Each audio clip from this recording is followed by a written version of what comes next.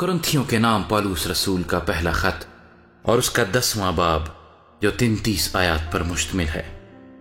اے بھائیو، میں تمہارا اس سے ناواقف رہنا نہیں چاہتا کہ ہمارے سب باپ دادا بادل کے نیچے تھے اور سب کے سب سمندر میں سے گزرے، اور سب ہی نے اس بادل اور سمندر میں موسیٰ کا بپتسمہ لیا، اور سب نے ایک ہی روحانی خوراک کھائی، اور سب نے ایک ہی روحانی پانی پیا، کیونکہ وہ اس روحانی چٹان میں سے پانی پیتے تھے جو ان کے ساتھ ساتھ چلتی تھی، اور وہ چٹان مسیح تھا۔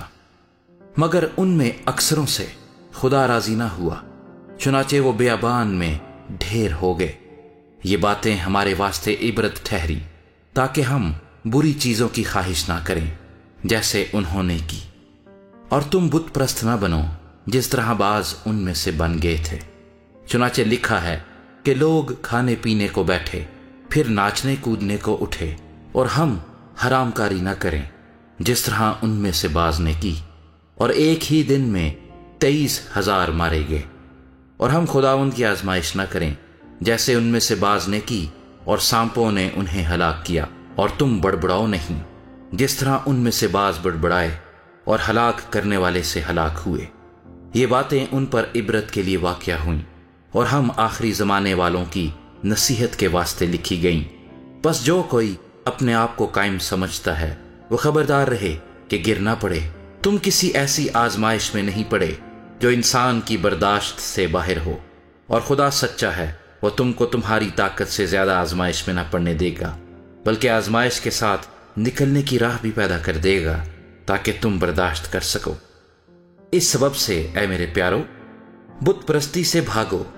میں عقل مند جان کر تم سے کلام کرتا ہوں، جو میں کہتا ہوں تم آپ اسے پرکھو۔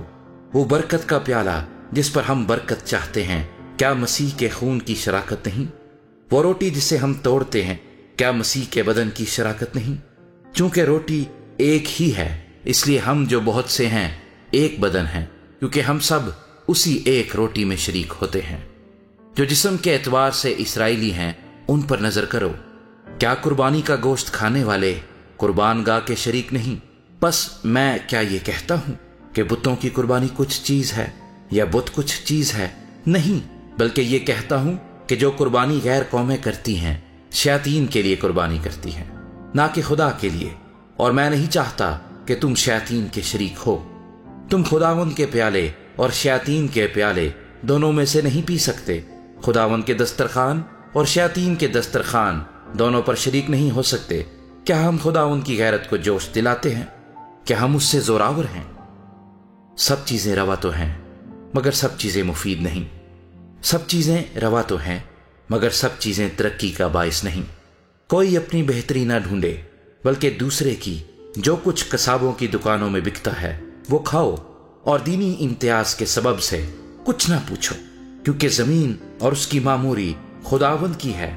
اگر بے ایمانوں میں سے کوئی تمہاری دعوت کرے اور تم جانے پر راضی ہو تو جو کچھ تمہارے آگے رکھا جائے اسے کھاؤ، اور دینی امتیاز کے سبب سے کچھ نہ پوچھو۔ لیکن اگر کوئی تم سے کہے کہ یہ قربانی کا گوشت ہے تو اس کے سبب سے جس نے تمہیں جتایا، اور دینی امتیاز کے سبب سے نہ کھاؤ۔ دینی امتیاز سے میرا مطلب تیرا امتیاز نہیں بلکہ اس دوسرے کا۔ بھلا میری آزادی دوسرے شخص کے امتیاز سے کیوں پرکھی جائے؟ اگر میں شکر کر کے کھاتا ہوں تو جس چیز پر شکر کرتا ہوں اس کے سبب سے کس لیے بدنام کیا جاتا ہوں؟ بس تم کھاؤ یا پیو یا جو کچھ کرو، سب خدا کے جلال کے لیے کرو۔ تم نہ یہودیوں کے لیے ٹھوکر کا باعث بنو، نہ یونانیوں کے لیے، نہ خدا کی کلیسیا کے لیے۔